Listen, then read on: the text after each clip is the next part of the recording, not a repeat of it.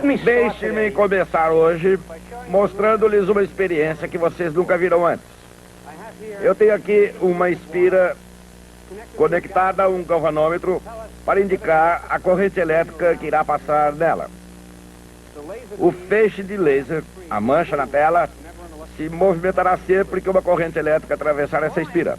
Para fazer com que uma corrente passe por esse fio, pego esse ímã comum e movimento inicialmente introduzindo na espira.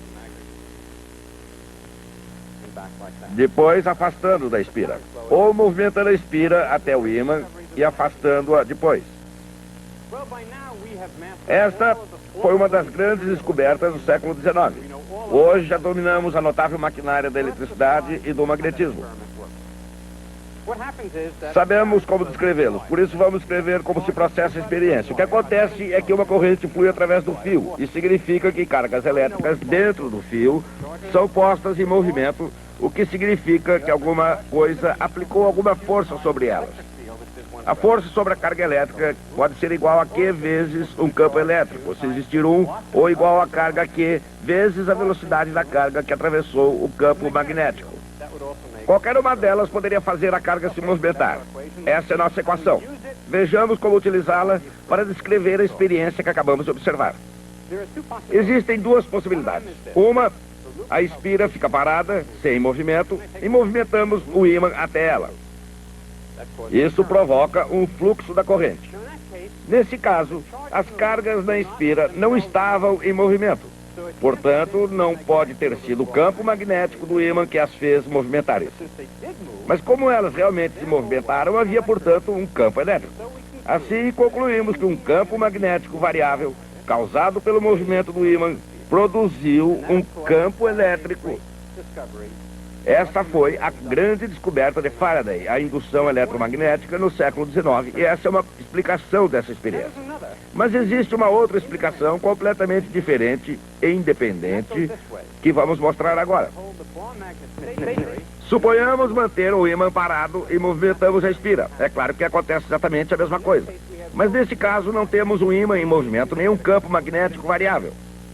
Na verdade, as cargas da espira que estão se movendo como um todo, porque estamos movendo a espira. Elas possuem a velocidade V. Essa velocidade no campo magnético do ímã produz uma força que faz com que a corrente flua.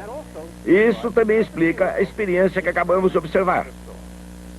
Assim, esses dois fenômenos diferentes, ou seja, a espira parada e o ímã em movimento, e o ímã parado e a espira em movimento, são, na verdade, dois fenômenos completamente distintos e independentes, com explicações totalmente diferentes. Quando Albert Einstein percebeu isso, disse: "Vamos, pessoal, vocês só podem estar brincando. Qualquer um pode ver que isso é uma coisa só." Foi, portanto, essa simples experiência que assinalou o ponto de partida da teoria da relatividade. Não foi a experiência de Michelson e Morley, nem qualquer experiência exótica para detectar o movimento da Terra através do éter, mas esse pequeno e simples fenômeno que todos naturalmente conheciam, mas que deixou preocupado nada menos do que Albert Einstein. E o que preocupava Einstein não era que tivéssemos dificuldade em explicar esses fenômenos. Essa equação os explica perfeitamente em todos os casos. O que o preocupava era essa falha na perfeição intrínseca da teoria. E o que ele fez foi produzir uma teoria, a teoria da relatividade espacial, que possuía essa perfeição interna. E é exatamente essa teoria que vamos estudar agora.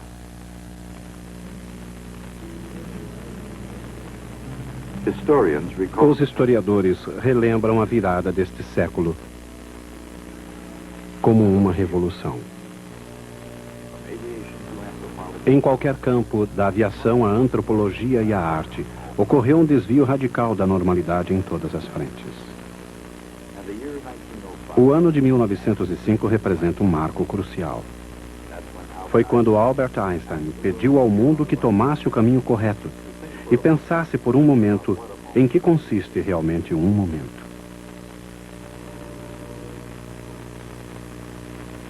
O tempo é relativo, disse ele, bem como a noção de simultaneidade de eventos. Na relatividade de Einstein, que é uma realidade, não importando como seja vista, a simultaneidade é uma questão de opinião.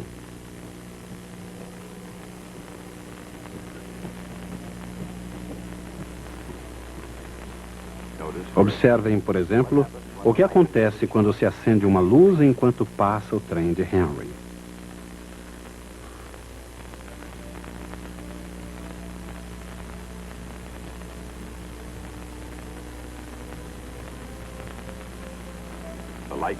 A luz alcança a frente e a traseira do trem ao mesmo tempo.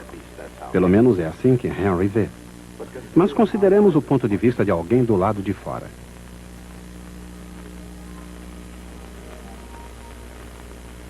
Para Albert, no chão, a parede traseira se aproxima da luz enquanto a parede dianteira dela se distancia.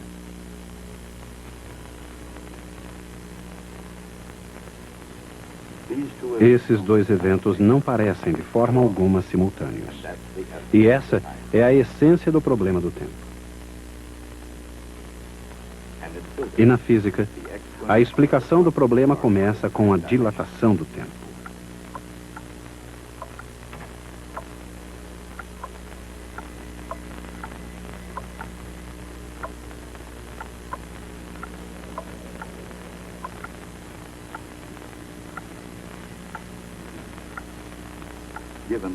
Tendo em vista a constância da velocidade da luz, não resta a menor dúvida que um simples relógio de luz em movimento se atrasa por um fator gama.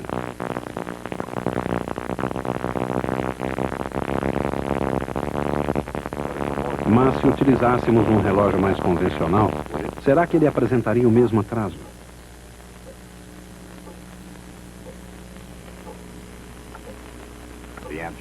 A resposta é oportuna, pois se só o relógio de luz atrasar, será possível comparar o tempo marcado pelos dois. Assim, se o tempo fosse o mesmo, eles estariam em repouso.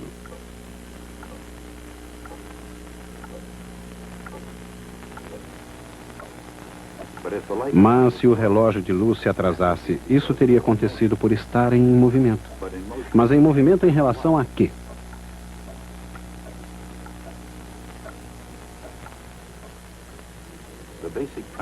A premissa básica da relatividade é que não pode haver movimento absoluto nem repouso absoluto. E se essas condições não existem, não há experiência que possa detectá-las. Assim, se a teoria da relatividade é correta, cada relógio do universo deve comportar-se exatamente como um relógio de luz. E isso não é uma descoberta que se refere exclusivamente a relógios. Esse é um fato sobre a natureza do próprio tempo.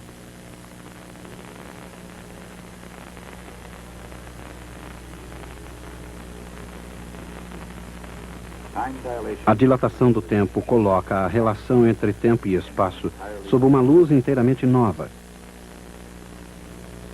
Exatamente o que acontecia na arte e literatura nos primeiros anos deste século. Na arte, assim como na ciência, a ideia de tempo e espaço era agora mais do que uma ilusão passageira.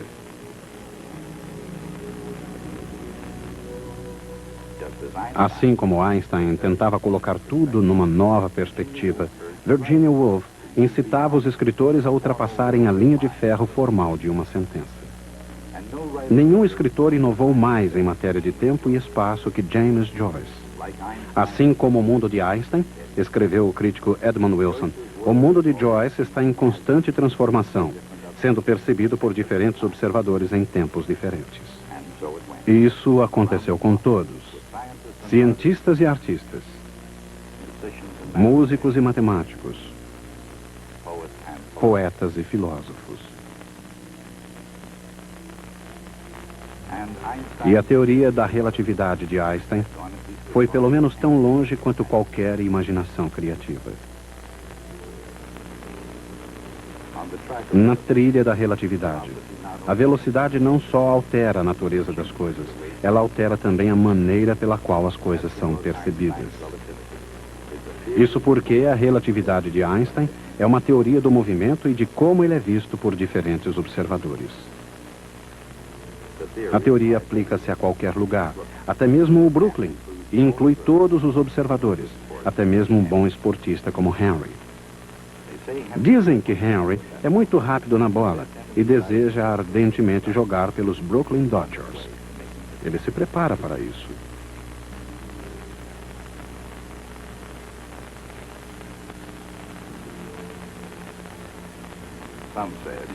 Há quem diga que Henry pode arremessar uma bola quase à velocidade da luz. E deste ponto de vista, ele realmente parece muito rápido.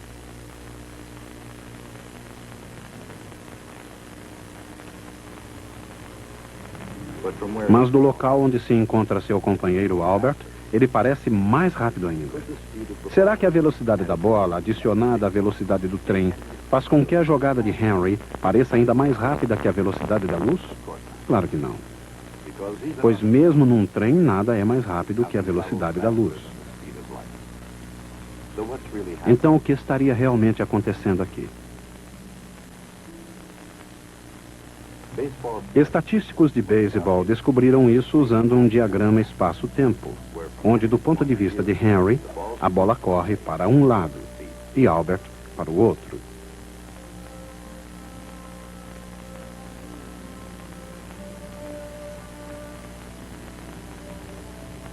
Como a distância é um eixo e o tempo o outro, a velocidade v', pode ser vista como a inclinação de cada linha, assim como a velocidade da luz é fornecida pela inclinação de sua linha.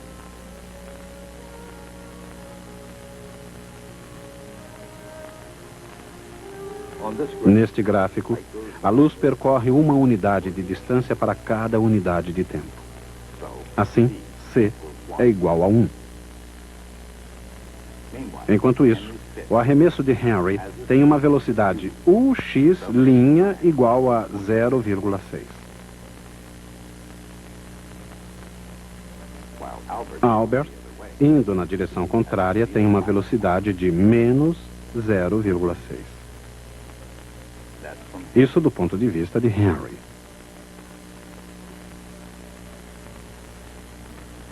Por outro lado, para Albert, a velocidade da luz permanece a mesma. Mas todas as outras velocidades são transformadas porque todas as inclinações são medidas sobre eixos inclinados. Naturalmente, a luz ainda percorre uma unidade de distância para cada unidade de tempo. E, portanto, c ainda é igual a 1. Mas agora, Henry se movimenta para frente a uma velocidade v igual 0,6. E a velocidade da bola é ux igual a 0,88. Na estranha aritmética da relatividade, não importa de que maneira a observemos, quando uma velocidade é adicionada a outra, o resultado é sempre menor que a velocidade da luz.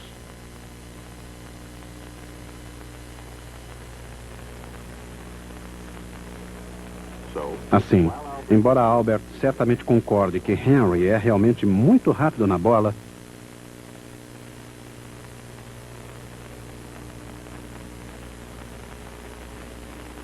podemos sempre jogar um pouco de luz sobre a questão, com a certeza de que chegará primeiro. Mesmo na direção do movimento relativo, os componentes da velocidade jamais somam uma velocidade maior que a velocidade da luz. E a transformação da velocidade afeta os componentes perpendiculares ao movimento, pois embora as distâncias permaneçam as mesmas, o tempo muda de um sistema para outro.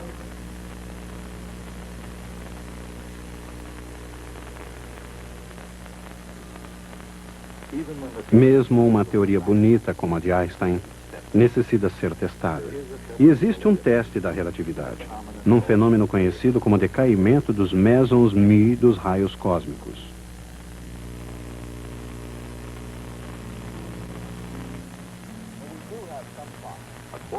Há um quarto de século atrás, o Dr. David Frisch, do Massachusetts Institute of Technology, e o Dr. James Smith, da Universidade de Illinois, filmaram uma experiência clássica provando a realidade da dilatação relativística do tempo.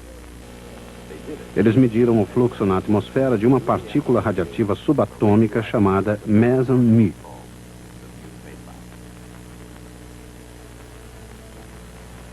Produzida no ponto mais alto da atmosfera da Terra, por raios cósmicos vindos do espaço exterior, os mesons-mi descem a uma velocidade próxima à velocidade da luz.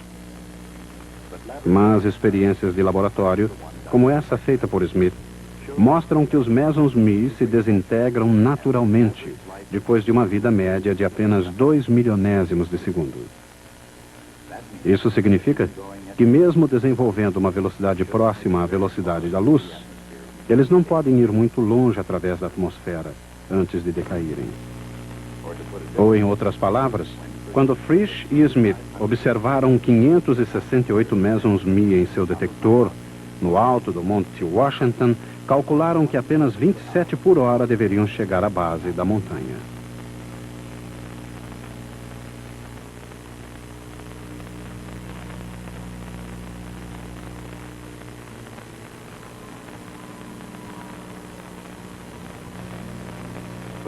Mas, quando levam seu equipamento ao nível do mar, encontram quase tantos mesons-mi quantos havia lá no alto, 412 por hora.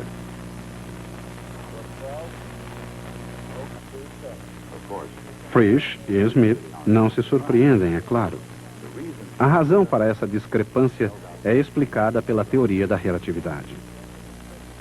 Viajando a uma velocidade próxima à velocidade da luz, o relógio interno dos mesons-mi anda mais devagar. O que significa que, observados da Terra, eles demoram em média mais de 2 milionésimos de segundo para se desintegrarem.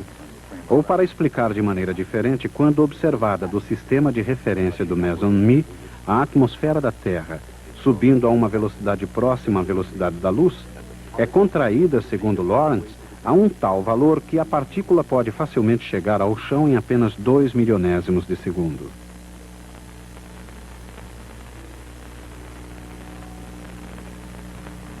Dois irmãos gêmeos, nascidos virtualmente no mesmo tempo e no mesmo lugar, são superficialmente muito semelhantes. Mas por dentro podem revelar-se tão diferentes quanto o dia e a noite. O fato de serem tão diferentes e ao mesmo tempo tão semelhantes talvez seja o maior dos paradoxos dos gêmeos idênticos. Mas na física, o paradoxo dos gêmeos nos traz à mente outra imagem. E como a teoria de Einstein, começa com um fato extraordinário em relação aos relógios. Não importa há quanto tempo existam. Não importa se fazem tic-tac, batem a hora ou dizem cuco. Todos obedecem às regras da relatividade. Naturalmente, essas regras também se aplicam ao relógio humano.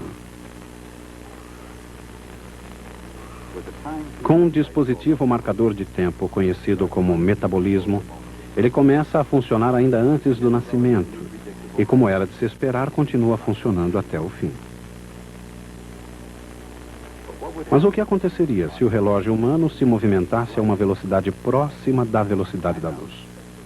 Para tentarmos descobrir, consideremos esses gêmeos idênticos, Albert e Henry.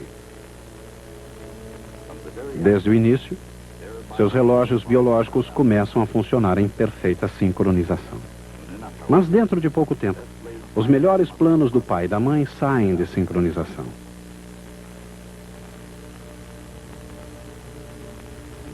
Em vez de ortodontista, Albert torna-se um cientista. Henry escolhe o que sobrou dos espaços abertos, o próprio espaço.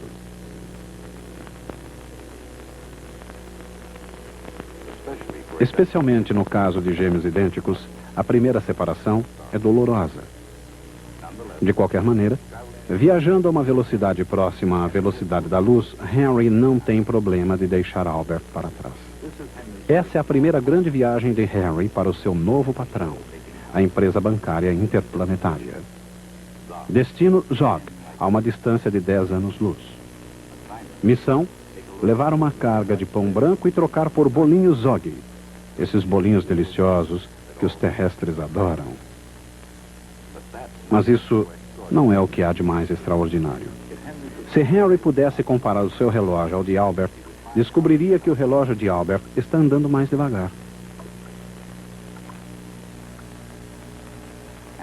E se Albert pudesse comparar o seu relógio ao de Henry, descobriria que o de Henry está andando mais devagar. Isso parece um paradoxo. Como podem os dois relógios andar ao mesmo tempo, um mais devagar que o outro? Felizmente, na teoria da relatividade não existe problema nenhum. Pelo menos não haverá qualquer problema enquanto os dois estiverem longe um do outro. Mas o que aconteceria se eles não estivessem longe um do outro? Suponhamos, por exemplo, que eles se encontrem numa reunião de família. Mais uma vez, na teoria da relatividade, não há qualquer problema. Henry, viajando a uma velocidade próxima à velocidade da luz, precisará de 10 anos para chegar a Zog, a 10 anos-luz de distância. E mais 10 anos para trazer os bolinhos de volta à Terra. Para Albert, isso equivale a 20 anos. Mas para Henry, seu irmão gêmeo, a situação parece diferente. Como para ele a distância está contraída pelo fator de Lorentz, tudo parece um pulinho à esquina.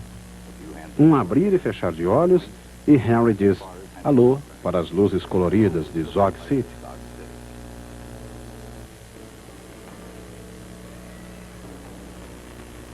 Em seguida, com igual rapidez, pois a distância é novamente contraída, volta à Terra com a mesma velocidade.